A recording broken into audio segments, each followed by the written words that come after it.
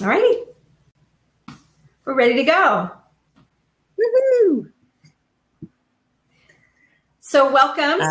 Yeah, go ahead. Yeah. Welcome everybody. Okay. Started. Well, tell everybody who you are.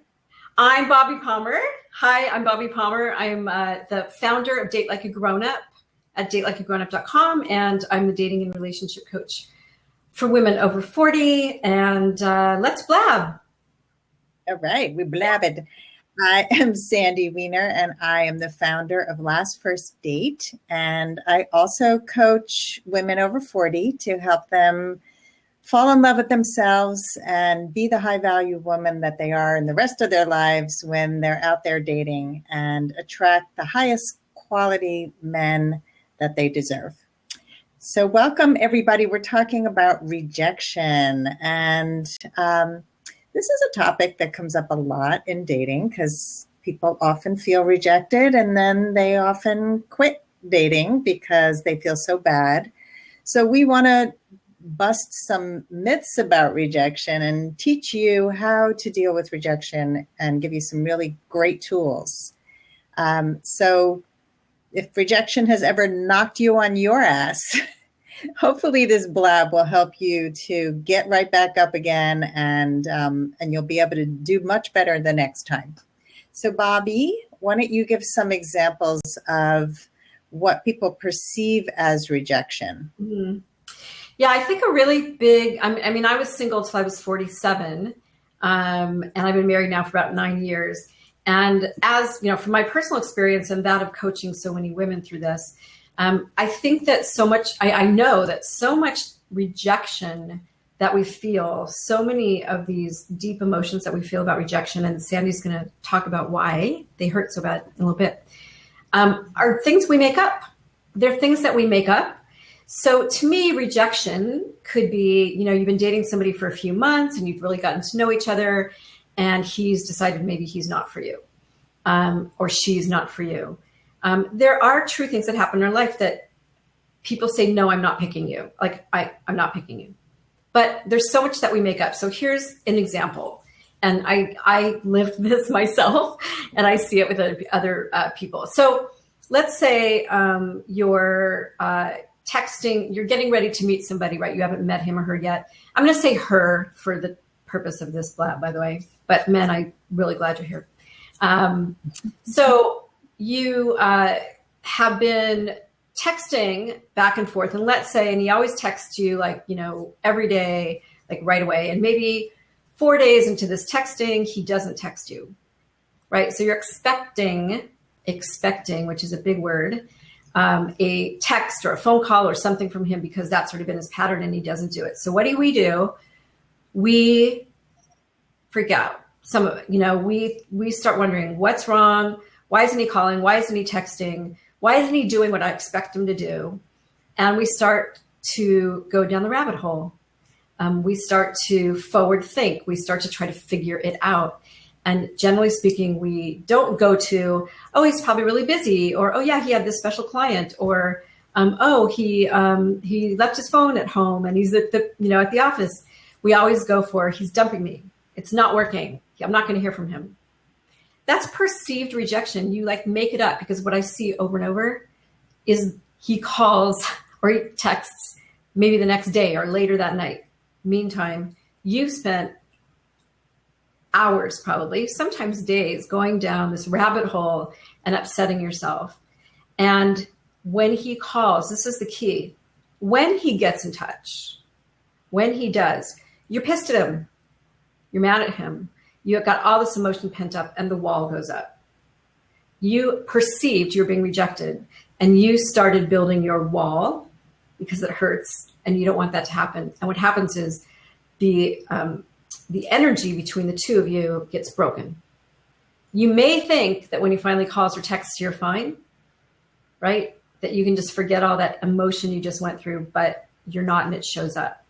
So we do that a lot. We make it up and we beat ourselves up and we wonder what's wrong. Same thing in, you know, if he doesn't ask you out again. I had this with a private coaching client in my love program just yesterday. She went out with somebody twice and he was done. He didn't want to see her again. And she felt so rejected. Here's the thing. These guys don't know you. These guys don't know you, and you're making up all this pain that there's something wrong with you. You're internalizing it like there's something wrong with you. So for the sake of sort of this piece in terms of perceived rejection, you really need to ask yourself, is it really true? Am I being rejected? Is there something wrong with me? And I'm telling you, 99.9% of the time, there's nothing wrong with you.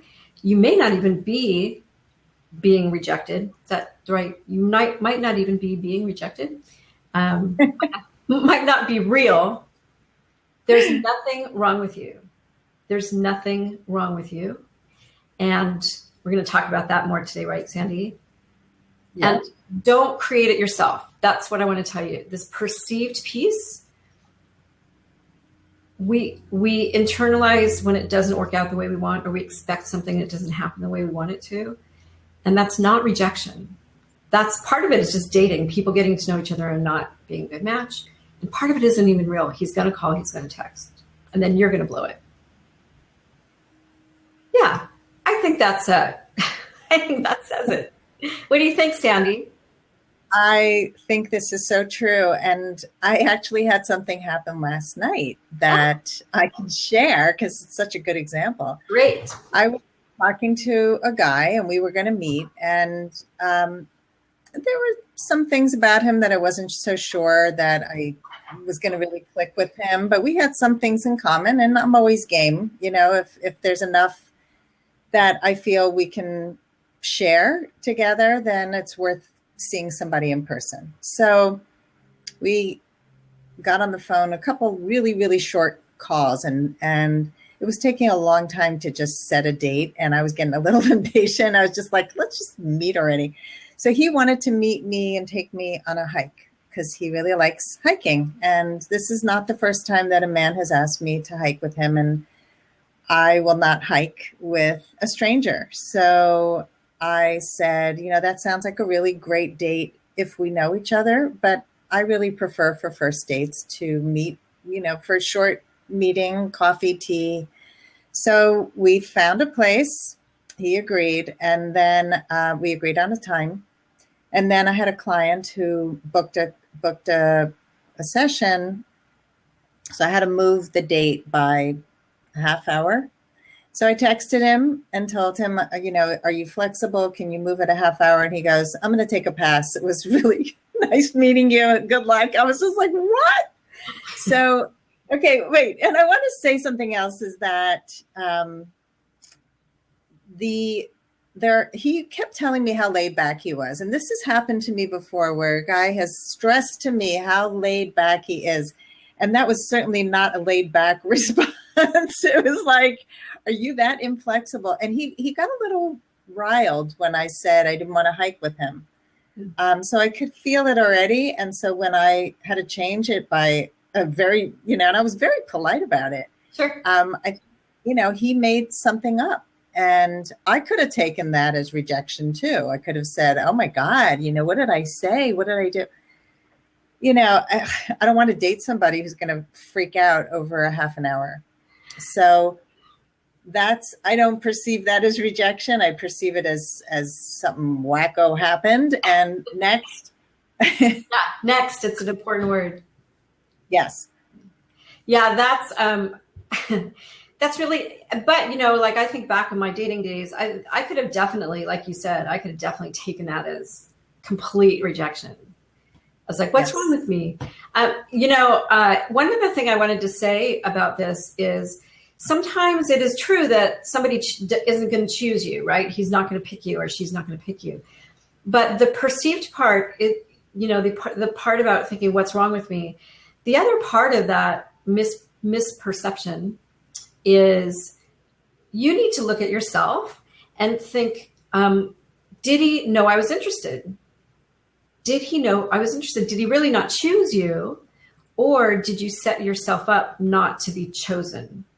So by that, I mean, did you let him know you were interested? Were you present? Were you at your best? Did you make it clear, like whether it's a phone call or a text or, in person, email in person? I really suggest that you make it very clear to someone if you really are interested. It doesn't mean like, oh, I want to sleep with you, you're awesome. It means, yeah, I'm interested in meeting you. I'm interested in getting to know you better. You need to let them know.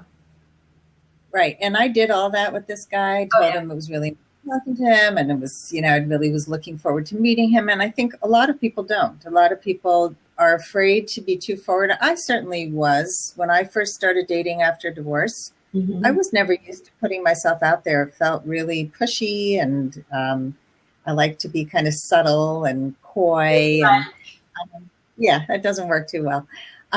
So let's talk about why rejection hurts so much and where it comes from. So the studies show that back in caveman days, back when we were surviving, survival of the fittest, if you had rejection, you felt pain because it meant you could die. I mean, it was that deep. And so we still have so much of what that caveman brain helped us to stay safe with, those kinds of feelings in our brain, or whatever, not feelings, but the firing, whatever. I'm really good with the science stuff. Yeah. But whatever that thing is that fires off when you get rejected, it stirs up something from what we call our lizard brain, that very primal brain that's trying to keep us safe and alive. The truth is, and alive, right? Safe, alive. And it's perceived fear. It's not real fear. So real fear is a lion is coming to kill you. You were rejected from something really important, but this is all perception. It's not real. So with our more developed brains, we can actually work on our feeling of rejection and notice it for what it is instead of what we think it is. And so we don't have that immediate shutdown reaction, but we can process it and then go back up to our highest self, which is really important in dating. Yeah, we get that need. It's like a fight or flight. It's an instant response. Because I love what you said. It's like back in the day, caveman days, as you said, if your tribe cast you out, dead. You were dead. Yeah. Right. So I think it's really important to make those connections so that you can understand why it's so painful, why it feels so deep. And it's not this, again, it's not a beating yourself up. What's wrong with me? Just know this is like how you're programmed to respond. And one thing is online. I want to talk about online rejection, right? Yeah. Because that's I think happens. Like I work with women. Sandy and I both, help you get online and do a good job online and meet great men. And I'm going to tell you actually about a little program I have now. But online rejection is so real because your inbox is empty, or you write an email to somebody, he doesn't email you back, or you've been emailing, back and forth, and then he disappears. That I hear so often, I feel so rejected. I feel so humiliated. What's wrong with me? There is no such thing as online rejection. There is no such thing as online rejection. Like I said earlier, these guys, these people, they don't know you. They're not saying, oh, I've gotten to know you really well and you're not for me. When you're doing this online thing, nobody knows each other. 1/1,000,000th about each other. So just like we've been talking about, forget that, lizard brain response that I wrote a guy need to email me back. He doesn't like me. Something's wrong with me. No, he doesn't know you at all. So the rejection that you're feeling, process it for what it is. And we're going to give you some very specific tools on how to do that. Process it for what it is. And remember, there's no such thing as online rejection. No such thing as online rejection. Yeah, I want to add to that online dating is like severe ADD, and there's so much going on. It's not like you're in a private room talking to somebody. You're in a room with like 1,000 people. And so oh my God, shiny object. Ooh, squirrel. I mean, that's pretty much what it's like. And so, I mean, I give my clients spreadsheets so they can keep track of who they've contacted, because they're all a bunch of screen names and pictures, and you may not even remember if you ever wrote to that person. So I think it's really helpful to also think about yourself. Like, has it ever happened to you that you've forgotten to call somebody or email somebody when you said you would? Because it certainly happened to me. I mean, it's not somebody who's really stuck in my head. He gave me his number. I didn't call. Oh yeah, I was in the middle of a project. Yeah, I'll get to it. Something happens. I'm not rejecting him. I just forgot because my life has got a lot of things going on. So, I think part of dating is also trying to flip the coin and see it from your point of view instead of the other person's point of view. But I'm going to talk about some ways that you can deal with rejection or perceived rejection. So I actually had a client call who she was in the throes of rejection or feeling rejected by a man who she never should have gone out with on a second date because there were huge red flags. And because she had been sort of in that dating desert for so long, she saw this charming guy who she had a great time with. And she kind of glossed over the big giant red flag waving in her face and drove away from the date feeling like he's probably not going to call me back. So she was already feeling rejected without anything even happening yet. And the first thing I said to her is, why would you want to date a man who told you what he told you? And people do reveal themselves very quickly. So tool number one, and this is what I did with her, is to do what you would do with any kind of sabotaging thought, is to notice it as if it's almost like a cloud floating by. As soon as you have that thought, just notice it and let it float. Don't let it absorb you because it's not you. Once it goes into you, then it starts to feel like it is you. And then you go down that rabbit hole of, oh my God, I'm not good. I'm not good enough. I'm too fat. I'm too thin. I'm too wrinkled. I'm too old. I'm too boring. Blah, blah, blah. So really just notice, let it float. Just notice it. Get curious about it. Ask it a couple of questions. Oh, that's interesting. So you're really feeling rejected. And, like you said, Bobbi, is it true? And you can talk about that one. But yeah, so the floating by is tool number one. And another tool is writing about it. Really taking time to focus on the experience and what you can learn from it, and really looking at what happened. And to do that, you could journal. Also, I have, for my clients and for women that I work with, I have a date debrief form. So every time you go on a date, you answer, I call it my 5, 4, 3, 2, 1 debrief. You answer, for instance, what are 5 things that you learned about him that were positive? What are 4 things that you did that you're really proud of on a date? What are 3 things that you liked about yourself? What are 2 things that might have stood in your way? And what's 1 thing you're going to do differently tomorrow to help lead yourself to love? So journaling about it is great. Doing this kind of debrief where, again, you're sitting down and focusing on what can I learn from this experience? How, what positives can I take from it? And there's always something positive, always. So even if it doesn't work out, and remember, dating is a bunch of no's until you get to a magnificent yes. That's what it is. 99% of the time, it's not going to work out. And one time it will.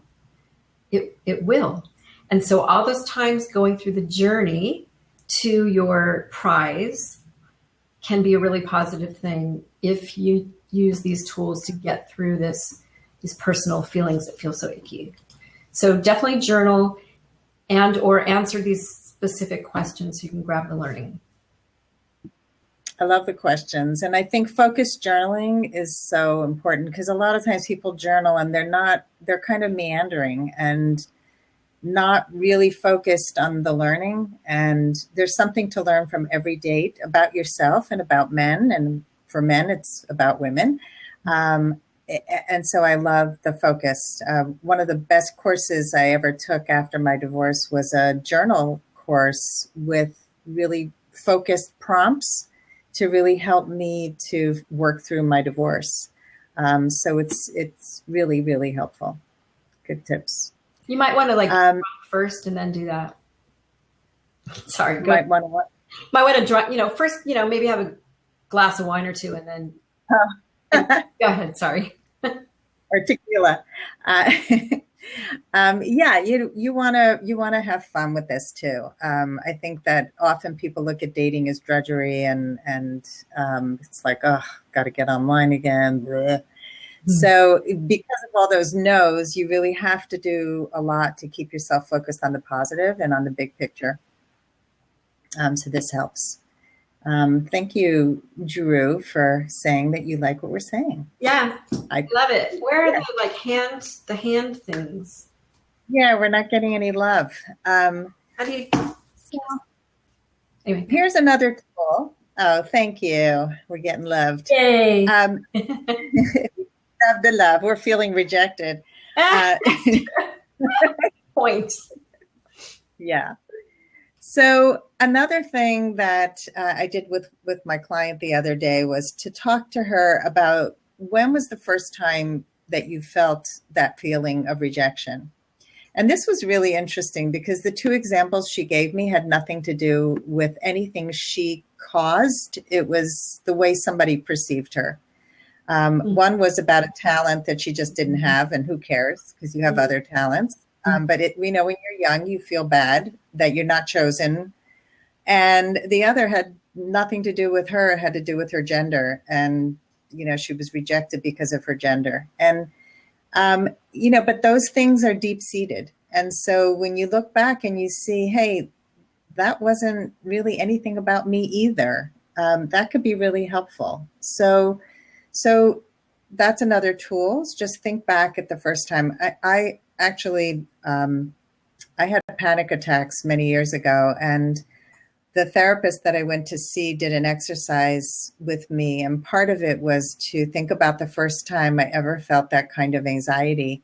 So it was the first time, it was the present time, and then it was think about a time in the future. And so that's also something you can do. Think about the first time, the time that you feel it now, and then a perceived time in the future. And so that you can sort of clear it and realize that it's not as big as you're making it.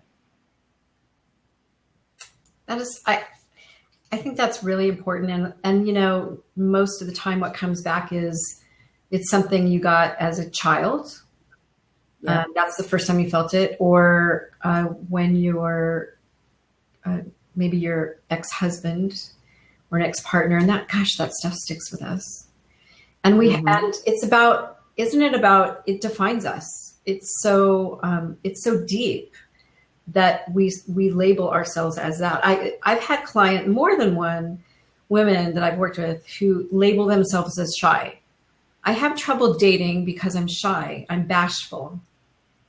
And that's something, when you ask when the first time they believed that about themselves, it goes back to, I don't know, when I was 4, when I was a child. And they really, when they learn some skills, they learn some how to communicate better and how to express themselves better. These women go out and start talking to people they've never talked to. When the label goes away and you just force yourself, it takes some courage to do it a little differently and handle it a little differently. It's true of rejection. Then all kinds of opportunities open up to you. Well, I was that shy girl, and I was given that label from a very, very young age. And in fact, when I was about 5, my parents took me to a psychiatrist because I was so quiet in class. I never raised my hand and never talked. And I think back now that there was nothing wrong with me. I was a perfectionist. And if I raised my hand and got the answer wrong, then I would be embarrassed. So often shyness is not even a true label. Yeah. I was also petrified of getting in front of a camera, getting on a stage, and here I am talking into a camera. And I've done a TEDx talk, and I speak on a stage now, and so I had to get out of my own way. And dating can be really challenging for people who are a little introverted. But it's about getting comfortable with the conversation, about really, finding your comfort zone, because the alternative is not going out, and that's not going to help you find love. No. So, yeah.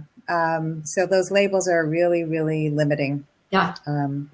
Yeah. And another tool that we want to give you in terms of rejecting rejection, the feeling of rejection, is, like I mentioned earlier, is asking yourself if it's true. Asking yourself if it's true. So when that text doesn't come and you start feeling those feelings, first you have to be aware of them. I'm starting to feel bad. What does bad mean? I feel like he doesn't want me. Start really articulating how you're feeling, and then ask yourself, is it true? Is it true that he's rejecting me? I didn't get an email from that guy. Is it true that I'm being rejected? I hope with our help you can answer, no, it's not true. He doesn't even know me. There's some reason that he's not responding, and I don't need to know that. Next. It's not rejection. Is it true that when he doesn't get in touch with you when you expect him to, that you're being rejected? No, you're making it up. You're filling in blanks. You're projecting into the future. So just remind yourself to ask that. Am I being rejected? 9 times out of 10, if you really give it thought and use these tools, you'll say, no, I'm not. And boy, what a release that is. What a wonderful release that is. Mm-hmm. I think also that you said something that just triggered a thought. Like a person who doesn't call when they say they want to. Why would you want to date a person who's not accountable? And I think that, turn it around and say, am I being rejected? Or is this a sign that I don't even want to be with this person? Right. Yeah. The other thing was, God, I keep losing this thought, just floating away like the rejection thought. Is that? So Candy, I don't know how to pronounce JVR. Yeah, JVR. Says, take that rejection, make it positive, and move on. Yep. Absolutely. Thank you. Can I talk the positive part? Thank you. That's really great. If somebody's not choosing you, it's because they know something about themselves and they see you're not a good match. So the positive part is he's doing you a favor. He's doing you a favor by not responding or whatever, not going out with you again, because he knows you're not a good match. So you're not being rejected. He's really doing you a favor. And that is a real positive. And like Sandy said, I want you to go out and remember, when you go out, instead of thinking, I hope he likes me, go out and think, I hope I like him. Yeah. I hope I like him. Because so many times when, like Sandy was saying, we feel bad that somebody doesn't want us, and you don't even want him. You don't even want him. And it's really important that's the is it true part, to process that and realize, wait a minute, why am I upset? Why am I feeling bad? We're not a good match at all. Yep. Yeah. Yeah. Now I remember the thought that was floating by, and that is that you said something really important and we kind of glossed over it. And that is, you don't need to know the why. Yeah. This is where people torture themselves. And I just wanted to highlight that, because we sit there and go, why did he do this? Why? And it's not important. It happened. Move on. And the other thing this is something that really surprised me, was that when women tend to have a timeline that's a little faster than men, and we get really impatient really quickly. So if a man doesn't call you and a week has gone by, that doesn't mean he's not going to call. It might mean that he still will call you. And so don't get so caught up in the timing. Just go on and live your life. And if he does call you, great. But if you go through that whole rejection script in your head, if he finally does call you, like Bobbi said, you're going to be in that with that wall up, totally pissed off, and the energy is going to be crappy. Yeah. And you kind of ruin your chance of having any kind of anything with this person. Yeah. So, Candy says, be ready in every situation that will come up. Oh, yes. Yeah. Good to be prepared. That's what we teach our clients, is to be prepared, because you prepare for everything else. Yes, very much. So okay. I want to share another tip, and that is that it's okay to have a little bit of a pity party.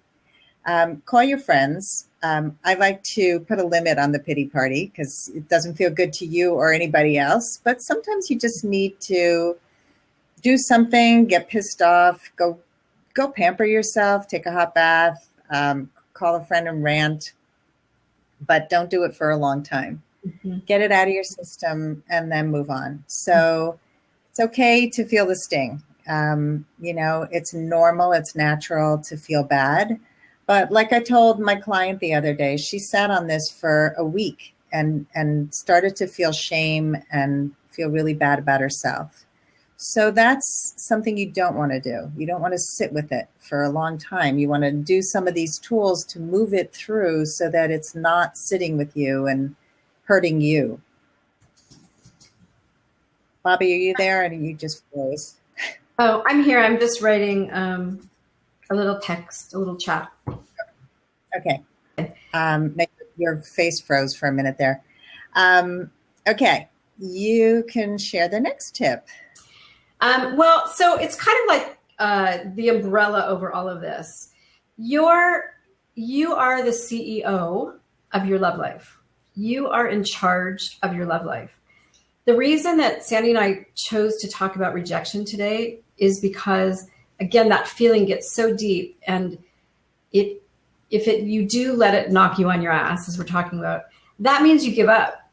That means you give up. So we want to empower you. We want to provide you with these skills and these tools so you can be in charge. You can stay in charge. You can go through those no's. And again, a lot of those no's are you saying no, right? You not picking someone. Get through those, grab the learning. Just like Candy said, just get the best, make the best and most positive outcome that you can, and keep moving on towards love. So and know that you're in charge. These things don't have to knock you on your ass. Like Sandy said, go have a drink, complain about men for 30 minutes, for a couple hours or an hour, and get back to it. Get back to it. It's all about reframing it, right, Sandy? It's all about taking this idea of rejection. Every time I talk about it, I feel like I have to do air quotes. And learning how to reframe it and look at it as something very different, because it really isn't. It's not rejection, because that implies something's wrong with you. So just some summary. Remember that, or no, actually not summary, but a couple things I want to make sure that you look at. We talked about the idea of, like, if he's not right for you, you feel rejected, but he's not right for you. One tool that you can use is, if you're feeling like you really like somebody and he's hurting you by you're feeling rejected, I want you to use my even though tool. And that basically goes something like this. I really like him, even though, and fill it in.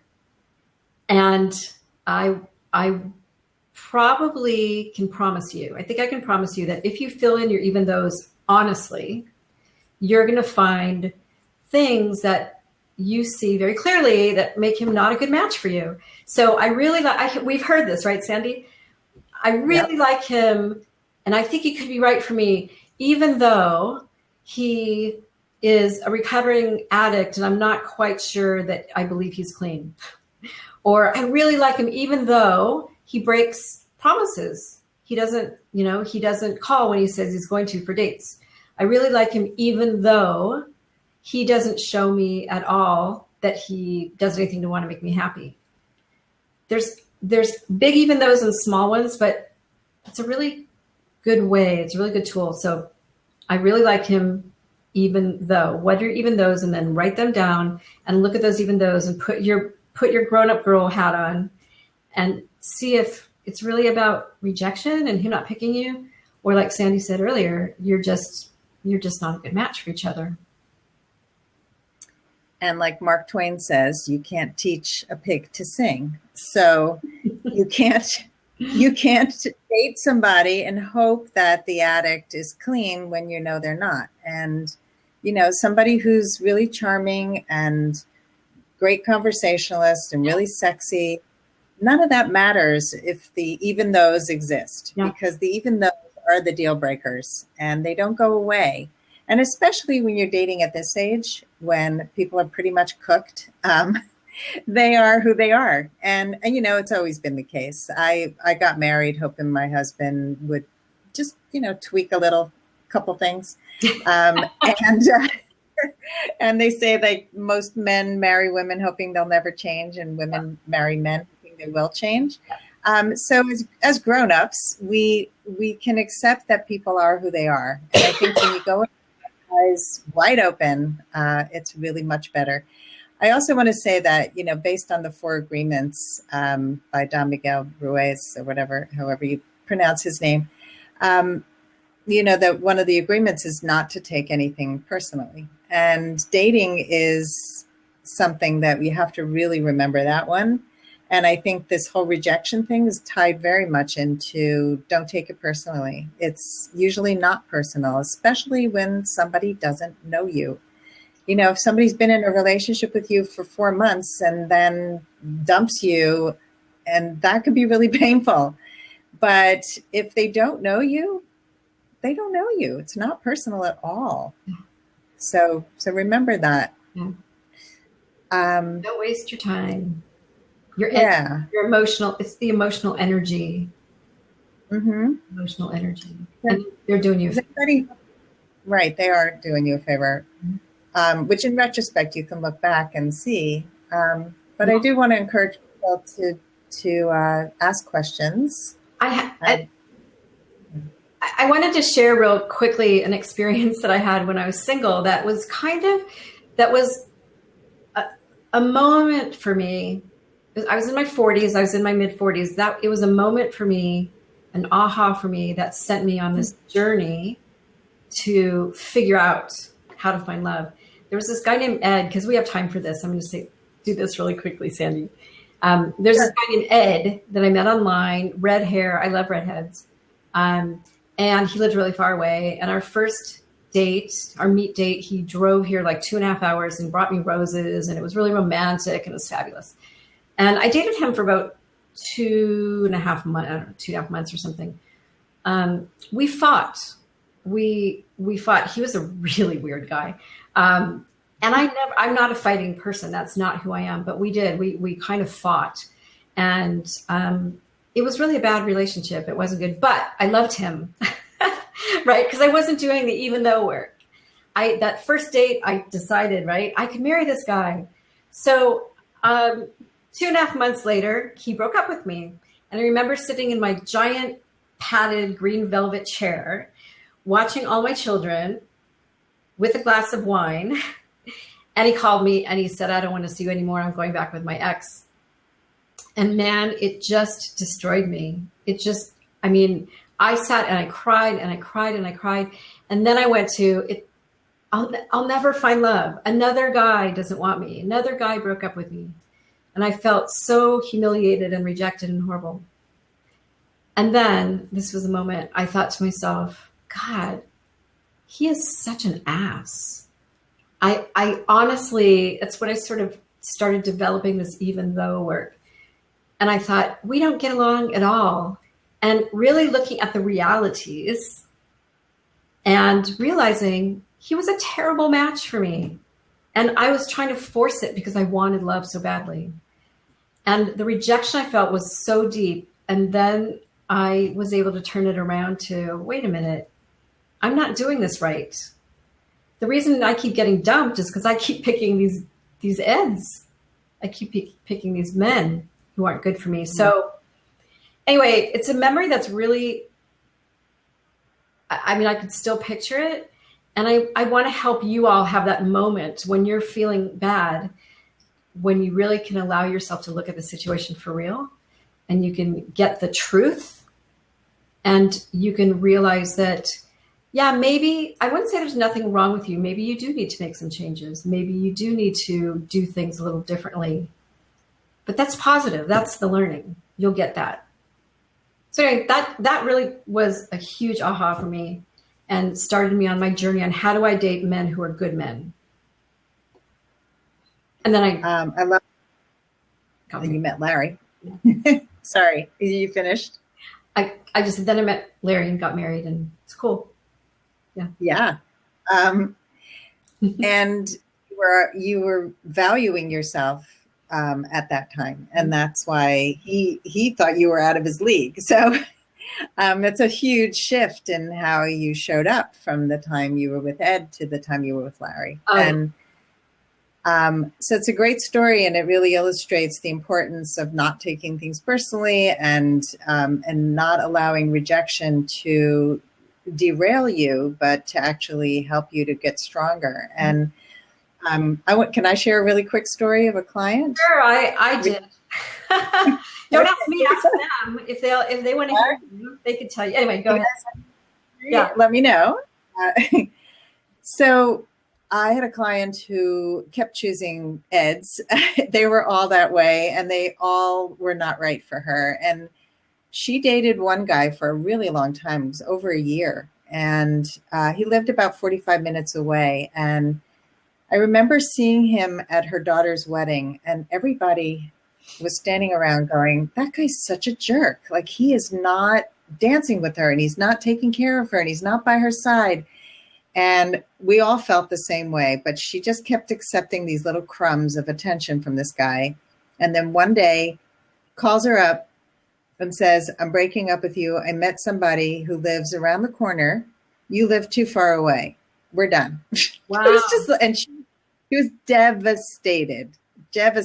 And we all saw the writing on the wall, but she did not. She did a lot of work on herself. And a couple months later, she ends up meeting this guy who lives 3.5 hours away. Now, the other guy, 45 minutes away, was too far. The 3.5 hour guy, the distance was not a problem. He cared about her from the beginning. He booked a hotel for their first date, stayed nearby, and courted her, and they're married now. She has never been happier. He values her because she finally learned to value herself. So she took that rejection, and she could have given up on dating, and she almost did. It was kind of the last straw. And then she put herself out there again, and she found a guy who was a great fit. And so all it takes is one, but you have to learn from the rejection and keep moving on. So, should we summarize what we talked about? Let's do that. Okay.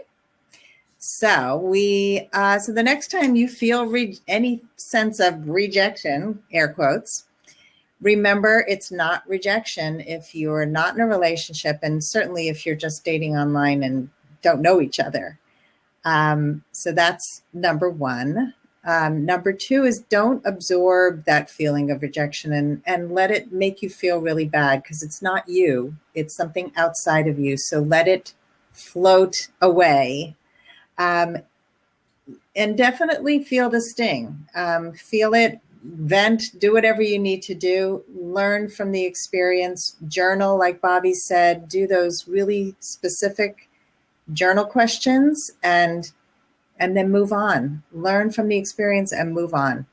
And remember the big picture, because the big picture is love. It's lasting love with the right person, not with the Eds, but with the right person. And so you're going to get so many no's until you get the right yes. And actually, you're going to be saying lots of no's, not just getting no's, but saying no. I mean, how many men do I not even go out with at all after talking on the phone or after a few email exchanges? It's obvious to me that we're not a good match, and I move on. So no's are coming from both sides, and you just are looking for that one lasting love. Yeah, this is such an important topic. I'm glad you're all here, and I'm wondering, and please, this is great because we can hear from you. So if you have any questions or you want us to talk about something else, please let us know, because the rejection thing, this is what stops people in their tracks. I mean, I was online probably on and off for like 7 years before I figured it out and met Larry. And those 7 years, there were a lot of hiatus. You know, it was a lot of like, oh, I freaking hate this. Men suck. No one wants me. I'm going offline. And then I'd think I really, really want this. And I'd go back online and keep repeating the same. I keep doing the same thing over and over, expecting a different result. And the feeling of rejection, like there's like millions of men there and they don't want me. You know, they don't want me. It's brutal. It's really, really brutal. And I hate to see women and men internalize this feeling of I'm not good enough, because that's what that feeling of rejection is about. It's not true. And maybe there's just some things you don't yet know. I think a lot of it, like when I was online, it was just some things I didn't know.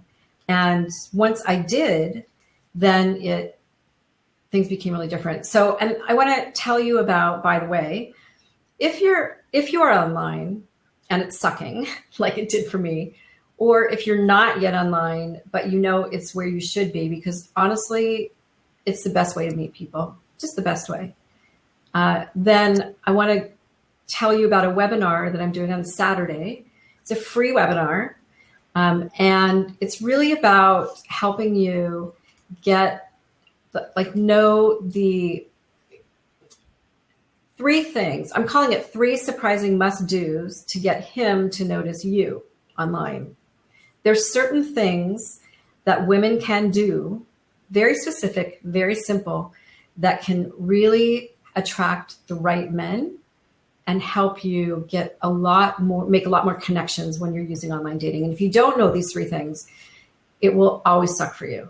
So I have a webinar on Saturday. I'm putting the link in for you down here. It's free. It's Saturday at 10 Pacific time. And I'm going to give you these 3 must-dos that any woman, if you're online or you're thinking of going online, you've got to know these 3 things. If you don't, it's just never going to work for you. And by the way, that's where I met my husband. I met my husband on Match.com. And most of my clients, most of the women I support, meet their husbands online. Not all, but most do. So I'm really focused on helping you use online dating competently and confidently, and really helping you attract the very specific type of men you want to meet, because that's what's going to lead you to the man. So go ahead. There's the URL. Please sign up. I want to see you there on Saturday. Awesome. And I just put the link to my Your Last First Date group on Facebook. We have over 250 women in there right now, and the conversations are so juicy and so supportive. And guess what, Bobbi? Somebody just posted an article from today.com when you were on the Today Show and said, hey, this is a really great article that everybody should read with your guest, Bobbi Palmer. So, so we have fabulous information, really great conversations. People go on dates and they have questions and they post it to the group. And so it's a place to get support, and positive support, not just like the support your girlfriends would say, like, break up with him, he's a horrible guy. Who needs him? Who needs men? Yeah. Never go out again. No, I will give you positive support with common sense, and I have perspective that your friends don't have. And so come and join us. It's really fun. That's great. And and join Bobbi's webinar. Sounds fantastic. Yeah, I love being able to just give this. It's pretty simple information. It took me years to learn. So, so I want to give women the opportunity to meet men that way. It's a great way, and it could also suck the life out of you, right? You know, you're online. It can be really hard. So, yeah. So, no more questions. Any hellos? We are back next month. We are blabbing each month. Do you have a date, Sandy, for the next one? It's the first Thursday of March, the 3rd. So every month, the first Thursday of every month, Sandy and I are going to be blabbing. Different topic every month. And I hope that we helped you. I hope we help you feel much better about yourself and be able to overcome these really sort of painful feelings that get in the way of just enjoying yourself, making real connections, whether it's a forever match or not. And that's what's going to lead you to grown up, what I call grown up love. Yep. And I'm all about going on that last first date. So stop by at lastfirstdate.com. I have 600 blog posts as of today. Wow. Up on the, I couldn't even believe it.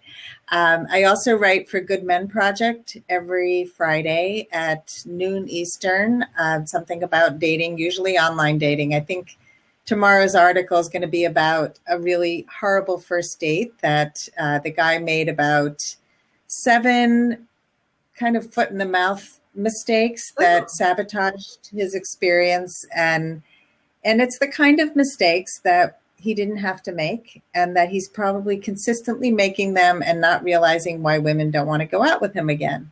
So that's why I share this, not to make fun of the guy. I'm actually doing a kind of a stand-up. Do you know what the Moth is? Where people stand up and do little speeches. And so in New York, they have this, and it's kind of like a TED Talks, but sort of more spontaneous. And I'm going to be speaking about my first date, like a cringeworthy first date experience next week in Stamford, Connecticut, if anybody's around and wants to come by. The Moth is awesome. Yes, it is. So this is kind of like the Moth. It's called Unlocked.